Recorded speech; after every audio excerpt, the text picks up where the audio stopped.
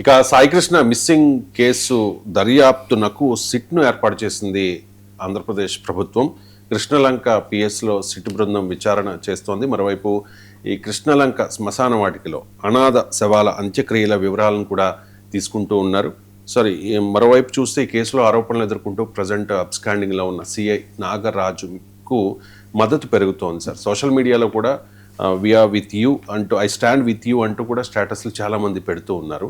ఈ వార్త వచ్చింది ఆంధ్రజ్యోతిలో సార్. అంటే నాగరాజుకు ఫేవర్గా ప్రజలు ఉన్నారు. అతను గతంలో చేసిన అంటే కొన్ని మంచి పనులను కూడా అక్కడ నిన్న కొంతమంది మహిళలు వచ్చి వాళ్ళ ఇంటి దగ్గర సానుభూతి వ్యక్తం చేశారు సార్.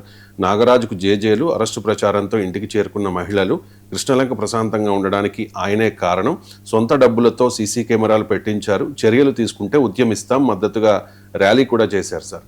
అంటే అసలు ఏం జరుగుతుంది సార్? ఇది ఎలా జరుగుతుంది? ఎవరి ప్రోద్బలం లేకుండా జరుగుతుందా? వచ్చింది ఎందులో? ఆంధ్రజ్యోతి. ఆంధ్రజ్యోతి కూటమి పట్ల సానుకూలత జగమెరిగిన సత్యం కదా, పునః అందరూ తెలిసే విషయం అది.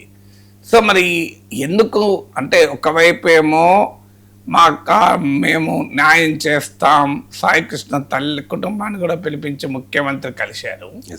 మరోవైపు ఏమో కూటమి అనుకూల ఇకో సిస్టమ్ ఏమో నాగరాజును గొప్పవాడుగా, ప్రజానాయకుడిగా, ప్రజలకు సేవలు చేసిన వ్యక్తిగా ఎందుకు ప్రొజెక్ట్ చేస్తోంది? ఈ రెండు పరస్పర విరుద్ధం కదా. ఇప్పుడు ఆ తల్లి, ఆ కుటుంబం ఏమంటాం, సాయికృష్ణ కుటుంబం సిఏ నాగరాజు మా వాడిని చంపారు అన్నది వాళ్ళ ఆరోపణ కదా. అంటే వీళ్ళు రెండు వైపులో ఎలా ఉంటారు? నిందితుల వైపు, బాధితుల వైపు కూటమి ఎలా ఉంటుంది? ఇప్పుడు చంద్రబాబు నాయుడు పిలిపించి నమ్మకం క్రియేట్ చేసినాకనే కదా వాళ్ళు చాలా సంతృప్తి చెందింది. మళ్ళీ ఇప్పుడు నాగరాజు వైపు కూడా మేమే ఉంటాం, ఇద్దరు వైపు మేమే ఉంటాం అంటే ఎట్లా?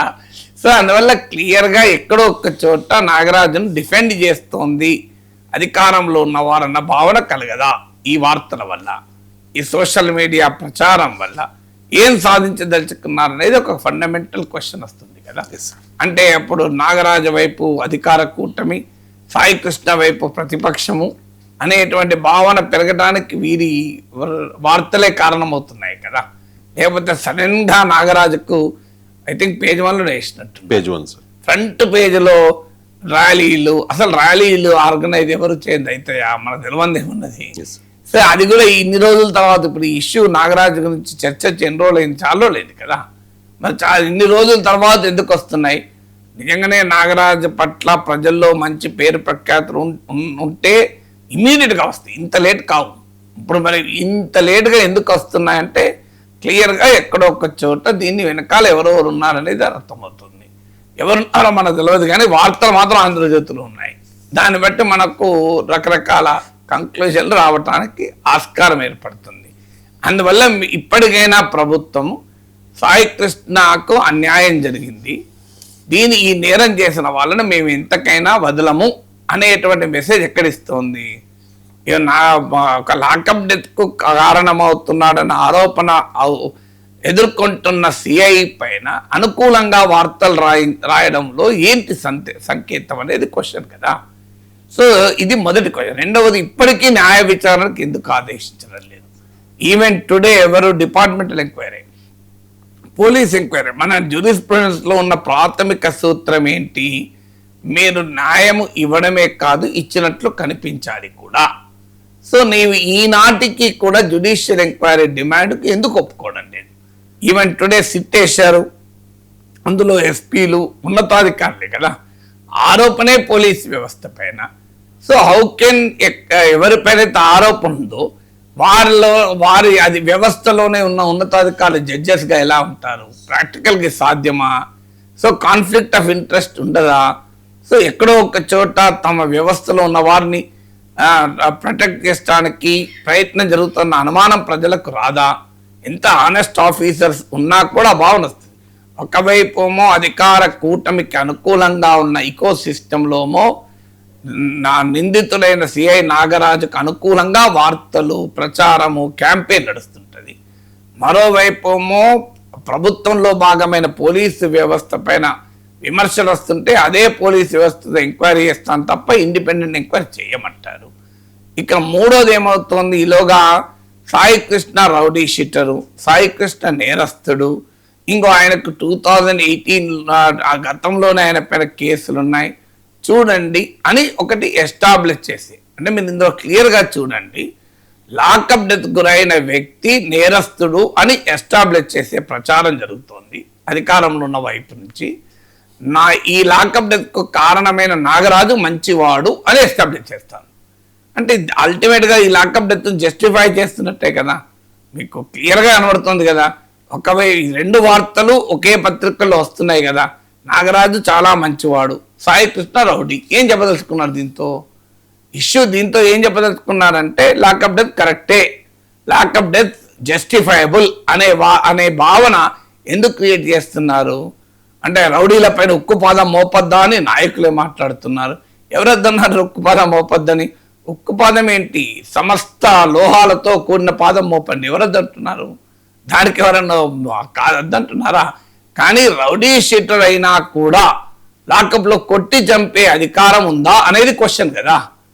క్వశ్చన్ ఇప్పుడు మీకు ఇష్యూ సాయి కృష్ణ పైన నేరారోపణలు లేవా, నాగరాజు సొంత పైసలతో సీసీటీవీలు పెట్టించలేదా, అది కాదు కదా డిబేటు. సో డిబేట్ అటెందుకు పడకపోతున్నారు మీరు కావాలని? డిబేట్ ఏంటి? ఒక నేరస్తుడే కావచ్చు, ఆయన సాయి కృష్ణ పైన ఆరోపణలు ఉండవచ్చు, నేను కాదంటలేనది, అదేమి ప్రభుత్వమే చెప్తుంది కనుక అంగీకరించుదాం. బట్ అలా అయినా నీకెవరు ఇచ్చారు కొట్టి చంపే అధికారం? అది కొట్టి చంపే అధికారం తర్వాత చివరకు వాళ్ళు ఆ మనిషిని శవాన్ని అదృశ్యం చేశారన్నది ఆరోపణ కదా. ఇదెవరు ఇచ్చారు అధికారం? పోనీ ఇది ఎక్కడన్నా భారతీయ న్యాయ సంహితలో ఉందా, భారతీయ శిక్షా స్మృతిలో ఉందా? మీరు చెప్పండి ఎందులో ఉంది? పోనీ పాత ఐపీసీలో ఉందా? ఇలా నేరస్తుని పోలీస్ స్టేషన్లో వేసి క్రూరంగా కొట్టి, కావాలంటే ప్రైవేట్ హోటల్లో పెట్టి పోలీస్ స్టేషన్లోనే బాగుండదు అనుకుంటే మళ్ళీ ఇంకా కొట్టి రోజుల తరబడి హింసించి చంపేసి కాలబెట్టి బూడెవడు ఇవ్వకుండా చేయాలి అని ఏ శిక్షా సమితిలో ఉన్నా చెప్పండి. నేరస్తుడే కావచ్చు, నేరస్తునికైనా చేసే అలా శిక్ష చేసే అధికారం మీకు లేదు కదా. అందుకే కదా భారత రాజ్యాంగం, భారత నేర స్మృతి చాలా క్లియర్గా విచారణ జరిపే హక్కులు పోలీసులకు ఇచ్చింది, కానీ శిక్షలు వేసే హక్కు పోలీసులకు ఇవ్వలే. ఎందుకు ఇవ్వలేదు మరి? ఇప్పుడు శిక్షలు పోలీసుకే వేసినట్టు ఇవ్వచ్చు కదా, ఏ డెమోక్రటిక్ నేషన్లో ఉండదు అది. శిక్షలు న్యాయ వ్యవస్థకి ఇచ్చారు. ఎందుకు ఇచ్చారు? ఈ రెండు వ్యవస్థలు క్రైమ్ ఇన్వెస్టిగేషన్ ఒకరి చేతిలో ఉంటే జడ్జిమెంట్ మరొకరి చేతిలో ఉంచారు. ఎందుకు ఉంచారు? లేకపోతే ఏమవుతుంది? నీవే ఆరోపిస్తావు, నీవే శిక్ష వేస్తావు. ఇది కరెక్టా? పోనీయండి చెప్పమనండి, ఇక నుంచి మేము రౌడీ షీటర్లు అందరినీ ఉక్కుపాదం మొత్తం కనుక అందరినీ లేపేస్తుంటాం, ఎన్కౌంటర్లు చేస్తుంటాం, చంపేస్తాం, అసలు శవాలు కూడా ఇయ్యం. పోనీ ఇది మా విధానం అని చెప్పమనండి బహిరంగంగా. నేరస్తుల పైన ఉక్కుపాదం మోపడానికి ఎవరు వ్యతిరేకం కాదు. అందుకే అన్నాను, ఉక్కుపాదమే కాదు, సమస్త లోహాలతో కూడిన అత్యంత శక్తివంతమైన పాదం మోపండి, ఎవరికి అభ్యంతరం లేదు. ఎందుకు కాదంటామండి? కానీ no right to kill a person కదా. అజ్మల్ కసబ్ పైన కూడా మన భారత న్యాయ వ్యవస్థ ఏం చేసింది? కాల్ చేసి బూడిద లేకుండా వేయలేదు. అజ్మల్ కసబ్ పైన కూడా, అజ్మల్ కసబ్ పైన ఉక్కుపాదం మోపదలుచుకోలేదా మన వాళ్ళు? లేకుండా ఏం పాదం మోపదలుచుకున్నారు? పాదరసం పాదం మోపదలుచుకున్నారా? సో అందువల్ల మనకు అర్థం కావాల్సింది ఏంటంటే ఈ ఇష్యూను it is a simple case of human rights violation. ఇంతకన్నా ఎక్కువేముంది ఇందులో కులం వస్తుంది. కులం రెండు వైపుల నుంచి, అధికార ప్రతిపక్షాల నుంచి వస్తుంది, ప్రతిపక్షాల నుంచి కూడా వస్తుంది. ఎందుకు అనంటే అది ఆ కులం వచ్చినాకనే ఈత కదలిక ఉన్నది. కులమే రాకపోతే ఈ కదలిక ఉండేది కాదు, అసలు ఎవరు పట్టించుకునేటోడు కూడా కాదు, అసలు ఈ కేసు ఇంతదాకా వచ్చేదే కాదు. ఆ మేరకు కులం వచ్చింది కనుకనే ఇష్యూ కదిలింది. బాధిత కుటుంబంతో ముఖ్యమంత్రి మాట్లాడాడు. 40 రోజుల తర్వాత అయినా ఈ మేరకు కదలిక వచ్చింది అని అది మనం నిజం వాస్తవంగా మన కళ్ళ ముందు కనబడుతుంది కదా. రాజకీయంగా ఇన్ఫ్లుయెన్స్ ఉన్న కులం అనే యాంగిల్ రావడం వల్లనే కదా, లేకపోతే ఎవరు పట్టించుకున్న పాపం ఎవరు పట్టించుకున్న వాళ్ళు కాదు. సో అందువల్ల అయినా ఇది కులం యాంగిల్ కాదు, simple case of human rights violation. దీంట్లో సాయి కృష్ణ ఏ కులము, నాగరాజు ఏ కులం అన్నది అప్రస్తుతము, సాయి కృష్ణ రౌడీ షీటర్ అన్నది అసందర్భము. నాగరాజు చాలా మంచివాడు, ఆయన సీసీటీవీలు పెట్టించాడు, కృష్ణలంక ఆయన వల్లనే సురక్షితంగా ఉన్నది, ఇక్కడ అసందర్భము. ఇక్కడ విషయం ఒకటే, హ్యూమన్ రైట్స్ వయలేషన్. ఒక మనిషిని లాకప్లో పెట్టి కొట్టి చంపి ఆఖరికి అదృశ్యమయ్యేలా చేయవచ్చా లేదా? ఇంతకుమించి ఏమున్నది? దాన్ని వదిలేసి మీరు ఎక్కడెక్కడికో పడకపోతే ఏమొస్తుంది ఇష్యూను?